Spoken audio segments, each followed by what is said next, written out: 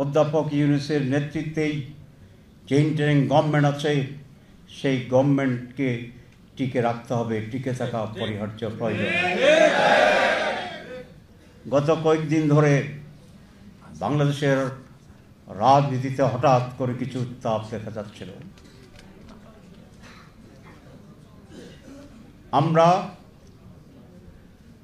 ভূমিকা নেওয়ার চেষ্টা করেছি এটাকে প্রশমিত করার জন্য। আমরা বিভিন্ন দলের সাথে কথা বলেছি, গুরুত্বপূর্ণ স্টেক হোল্ডারদের সাথে আমরা মিটিং করেছি এবং আলহামদুলিল্লাহ এই উত্তেজনা অনেকটাই কমে আসছে। বাংলাদেশে আজকে যে ইন্টারিম গভর্নমেন্ট আছে তাদের অনেক ত্রুটি আছে, অনেক দুর্বলতা আছে, অনেক কিছু করার ছিল তাদের করতে পারেনি। আমরা তার সমালোচনা করছি, দৃষ্টি আকর্ষণ করছি, কারেকশনের চেষ্টা করছি। তবে এই কথা নিঃসন্দেহে একমত হতে হবে এই জাতিকে অধ্যাপক ইউনূসের নেতৃত্বেই যে ইন্টারিম গভর্নমেন্ট আছে সেই গভর্নমেন্টকে টিকে রাখতে হবে, টিকে থাকা অপরিহার্য প্রয়োজন।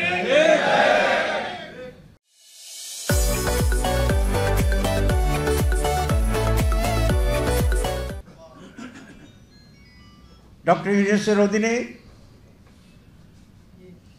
একটি সুষ্ঠু সঠিক নির্বাচন হোক, এটাই আমাদের প্রত্যাশা এবং দাবি। অনেকে নির্বাচনের কথা বলেছেন, আমি মনে করি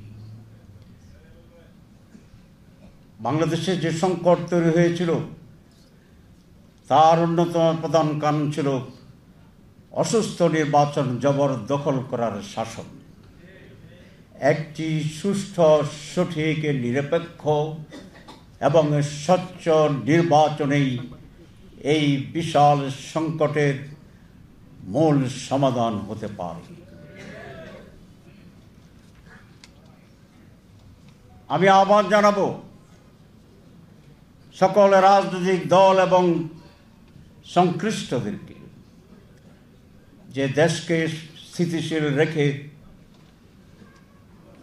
নির্বাচনের দিকে আমরা যাতে এগিয়ে যেতে পারি সেই ক্ষেত্রে সহযোগিতা করা।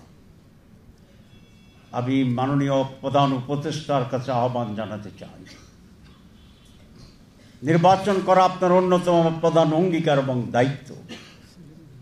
তার পাশাপাশি অতীতের অভিজ্ঞতাকে সামনে রেখে নির্বাচনের সুষ্ঠুতার জন্যে, একটি সঠিক রাজনীতির জন্যে, ক্ষমতার ভারসাম্য রক্ষার জন্যে আমরা কতিপয় সংশোধনের কথা বলেছি, যেটা অপরিহার্য। সুতরাং দুটো দাবি আজকে আপনার কাছে।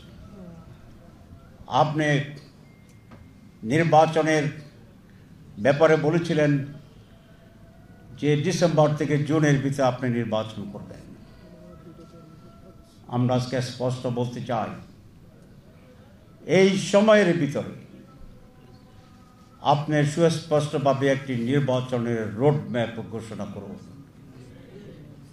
কারণ সেটা না হলে মানুষের ভিতরে এক ধরনের অনিশ্চয়তা আছে। রাজনৈতিক দলের ভিতরে বিশ্বাসের একটি সংকট তৈরি হচ্ছে। নানামুখী গুজব এবং নানা কথা বাজারে ছড়ানোর সেই সুযোগ গ্রহণ করছে। ভারত, পরাজিত শক্তি আওয়ামী লীগ এবং দেশ বিদেশে তাদের দোসর যারা আছে, তারা কখনোই এটা চাইতে পারে না যে বাংলাদেশ সুষ্ঠুভাবে পরিচালিত হোক, উন্নতির দিকে চলে যাক, একটি কল্যাণময় রাষ্ট্র হোক, একটি সুষ্ঠু নির্বাচন হোক। সুতরাং এটি খুব স্বাভাবিক। এই ষড়যন্ত্রকে মোকাবেলা করার দায়িত্ব আপনার এবং আমাদের, যাতে ষড়যন্ত্র আর বেশি পাকাতে না পারে। আপনার কাছে আমরা দুইটা রোডম্যাপ চাই। একটা বলেছিলাম, আপনি ওয়াদা করেছেন যে এই সময়ের ভিতরে, টাইম স্প্যানের ভিতরে নির্বাচনের তারিখ দিয়ে আপনি একটা রোডম্যাপ দিন। প্লাস যে সংস্কারের উদ্যোগ আপনি নিয়েছেন, আমরাও তার সাথে অংশীজন আমরা কাজ করছি। সেই সংস্কারেরও একটি রোডম্যাপ আপনাকে ঘোষণা করা প্রয়োজন। যদি দুটি হয় তাহলে অনিশ্চয়তা কেটে যাবে, মানুষের ভিতরে সন্দেহ কেটে যাবে, বাংলাদেশ আবার সঠিক রাস্তায় অগ্রসর হবে, একটি নির্বাচিত সরকার ক্ষমতায় গিয়ে একটি স্থিতিশীলতা সুস্থতা ফিরিয়ে আনবে। এই দাবি করে এবং সকল ষড়যন্ত্রের বিরুদ্ধে সকল মানুষকে ঐক্যবদ্ধ থেকে প্রয়োজনে মোকাবেলা করার সেই হিম্মতের শক্তি এবং সিদ্ধান্ত নিয়ে আমাদেরকে এগিয়ে যেতে হবে। বাংলাদেশের স্বাধীনতার ব্যাপারে জামাত ইসলামী কোনো আপোষ করবে না। একটি সাস্টেইনেবল ডেমোক্রেসির ব্যাপারে জামাত কোনো আপোষ করবে না। একটি সুষ্ঠু নির্বাচনের ব্যাপারে জামাত কোনো আপোষ করবে না।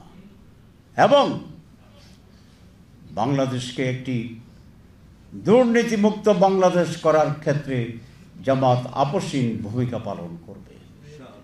এই চারটি বেসিক পয়েন্টের উপরে দ্বিমত পোষণ করার কোনো দেশপ্রেমিক শক্তি বা ব্যক্তির কোনো সুযোগ নেই। আসুন আমরা এই মৌলিক ইস্যুগুলোকে সামনে রেখে একটি ঐক্যবদ্ধ জাতি গঠন করি এবং সেই ঐক্যবদ্ধ জাতি যেমনি ষড়যন্ত্র মোকাবেলা করবে, তেমনি সমৃদ্ধ নতুন বাংলাদেশ গড়ার ক্ষেত্রে ভূমিকা পালন করবে।